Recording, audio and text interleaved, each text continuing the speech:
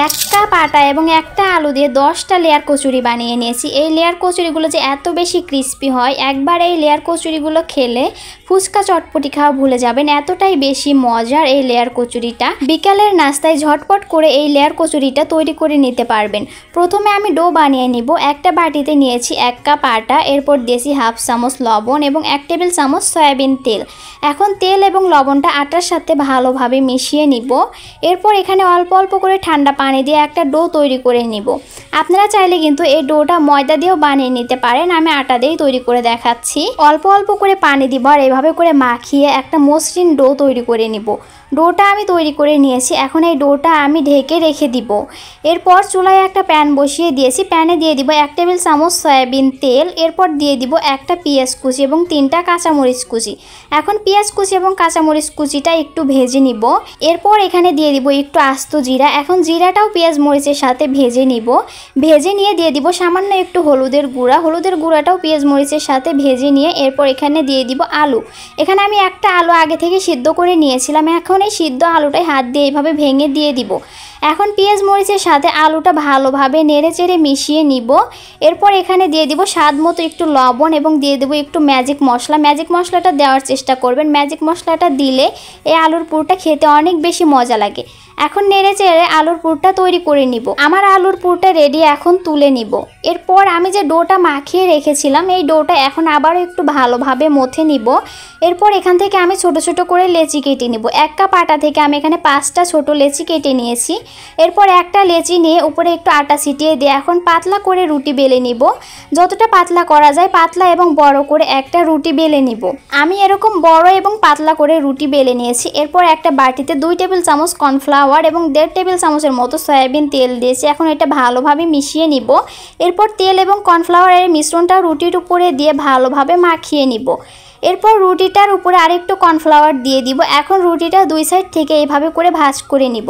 এরপর উপর দিয়ে আবারও তেল এবং কর্নফ্লাওয়ারের মিশ্রণ দিয়ে মাখিয়ে নিয়ে আবার একটু কর্নফ্লাওয়ার ছিটিয়ে দিব। এরপর আবারও ভাঁজ করে নিব।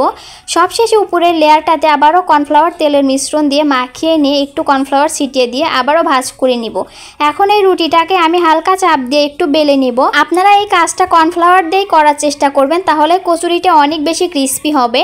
এরকম হালকা চাপ দিয়ে রুটিটা বেলে নিয়ে এরপর একটা সাইড থেকে এভাবে ঘুরিয়ে ঘুরিয়ে রোল করে নিব। পুরো রুটিটাই এখন আমি এইভাবে করে ঘুরিয়ে ঘুরিয়ে রোল করে নিব। এখন এই গোল করে নেওয়া রুটিটাকে মাঝ বরাবর কেটে 2 ভাগ করে নিব। দেখুন কত সুন্দর লেয়ার হয়েছে। এখন হালকা চাপ দিয়ে একটু বেলে নিব। বেশি চাপ দিয়ে বেলা যাবে না, এতে করে লেয়ারগুলো মিশে যেতে পারে। এখন আমি কচুরিগুলো তৈরি করে নিব। আগে থেকে তৈরি করে রাখা আলুর পুর ভিতরে দিয়ে এইভাবে করে এক সাইড থেকে মুড়িয়ে মুড়িয়ে ভাঁজ করে নিব। হালকা করে একটু চাপ দিয়ে লাগিয়ে দিলেই হয়ে যাবে। আপনারা দেখলেই বুঝতে পারছেন আমার একটা কচুরি তৈরি করে নেওয়া হয়ে গেছে। একইভাবে আমি আরও একটা তৈরি করে দেখাচ্ছি আপনাদের। আমার কিন্তু 2টা কচুরি তৈরি করা হয়ে গেছে। এইভাবে করে সবগুলো কচুরি আমি তৈরি করে নিয়েছি। এখন এগুলোকে ভেজে নিব। কচুরিগুলো ভাজার জন্য একটা প্যানে তেল দিয়ে তেলটা ভালোভাবে গরম করে নিয়েছি। এরপর একে একে সবগুলো কচুরি দিয়ে উল্টে পাল্টে ভেজে নিব। কচুরিগুলো তেলে দেওয়ার পরে দেখুন লেয়ারগুলো কত সুন্দর আলাদা হয়ে যাচ্ছে। এরপর কচুরিগুলো একটা সাইডে ভাজা হলে উল্টিয়ে দিয়ে আরেক সাইডও ভেজে নিব। আমার এই কচুরিগুলো পুরোপুরি ভাজা হয়ে গেছে। দেখুন কালারটা কত সুন্দর হয়েছে এবং অনেক বেশি ক্রিস্পি হয়েছে। এখন আমি তেল ঝরিয়ে সবগুলোই তুলে নিব। তেল ঝরিয়ে আমি সবগুলো কচুরি তুলে নিয়েছি। দেখতে কিন্তু অনেক লোভনীয় লাগছে এবং অনেক বেশি ক্রিস্পি হয়েছে। বাসায় মাত্র 1 কাপ আটা এবং একটা আলু থাকলে এই লেয়ার কচুরিগুলো বানিয়ে নিতে পারবেন। বিকালের নাস্তায় খেতে কিন্তু অনেক বেশি মজা লাগে। আমি একটা কচুরি আপনাদের ভেঙে দেখাচ্ছি। শব্দ শুনে নিশ্চয়ই বুঝতে পেরেছেন যে কচুরিটা কত বেশি ক্রিস্পি হয়েছে।